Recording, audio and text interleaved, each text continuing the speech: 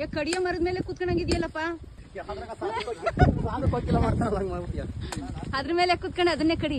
ಜೀವನ ಅನ್ನೋದು ಎಲ್ರಿಗೂ ಒಂದೇ ಥರ ಇರಲ್ಲ. ಕೆಲವ್ರಿಗಂತೂ ಅದೃಷ್ಟ ಅನ್ನೋದು ಕೂಡಿ ಬಂದಿರುತ್ತೆ. ಆದರೆ ಇನ್ನೂ ಕೆಲವರಿಗೆ ಅವ್ರು ಅಂದ್ಕೊಳ್ಳೋದೇ ಒಂದು, ಆಗೋದೇ ಇನ್ನೊಂದಾಗಿರುತ್ತೆ.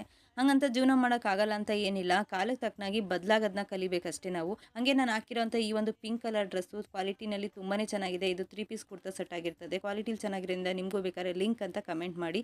ಸಿಟಿಲಿದ್ದಾಗ ನಾನು ಮಾಡ್ತಾ ಇರೋದು ಟೈಲರಿಂಗು, ಬ್ಲೌಸ್ನ ಸ್ಟಿಚ್ ಮಾಡುವಂಥ ಕೆಲಸ ಮಾಡ್ತಾ ಇರ್ತೀನಿ. ಸೊ ಇವತ್ತು ತೋಟಕ್ಕೆ ಕೆಲಸದವ್ರು ಬಂದಿದ್ದರಿಂದಾಗಿ ನಾನು ಅವ್ರಿಗೆ ಅಡುಗೆ ಮಾಡಬೇಕಾಗಿತ್ತಲ್ವ, ಹಾಗಾಗಿ ರಸಮು, ಮಜ್ಜಿಗೆ ಅನ್ನ, ಹಾಗೆ ಹಪ್ಪಳ, ಚಿತ್ರಾನ್ನ ಎಲ್ಲನೂ ಕೂಡ ಮಾಡಿದ್ದೆ ಅವ್ರಿಗೆ ಅಂತೇಳಿ. ಕಾಲಕ್ಕೆ ತಕ್ಕನಾಗಿ ಮರಗಳಿಗೆ ರೆಂಬೆ ಕೊಂಬೆಗಳನ್ನೆಲ್ಲ ಸರಿಯಾಗಿ ಕಟ್ ಮಾಡಲಿಲ್ಲ ಅಂತಂದರೆ ಇವಾಗ ನಾವು ಮಾಡ್ತಾ ಇದೀವಲ್ಲ ಹಂಗೆ ಡಬಲ್ ಕೆಲಸನೇ ಆಗೋದು. ತುಂಬಾ ಕಷ್ಟಪಟ್ಟು ಎಲ್ಲರೂ ಕೂಡ 3-4 ಜನ ಸೇರಿಕೊಂಡು 2-3 ದಿನ ಕೆಲಸ ಮಾಡಾಯಿತು. ಸೊ ಎಲ್ರಿಗೂ ಕೂಡ ಕೈಯಲ್ಲೆಲ್ಲ ಕಟ್ ಮಾಡಿ ಮಚ್ಚಿಟ್ಕೊಂಡು ಕೈಯೆಲ್ಲ ಉರಿ ಬಂದಾಯಿತು. ಅದಕ್ಕೆ ಹೇಳೋದು, ಕಾಲಕ್ಕೆ ತಕ್ಕನಾಗಿ ಯಾವಾಗ ಏನೇನು ಮಾಡಬೇಕು ಅದನ್ನ ಬದಲಾವಣೆಗೆ ತಕ್ಕನಾಗಿ ನಾವು ಕೂಡ ಹೊಂದ್ಕೊಂಡು ಕೆಲಸ ಮಾಡ್ಕೊಂಡು ಹೋಗಬೇಕು ಅಂತ ಹೇಳಿ. ಇಲ್ಲಾಂದರೆ ಹೀಗೆ ಜೀವನದಲ್ಲಿ ಕಷ್ಟಪಡಬೇಕಾಗುತ್ತೆ.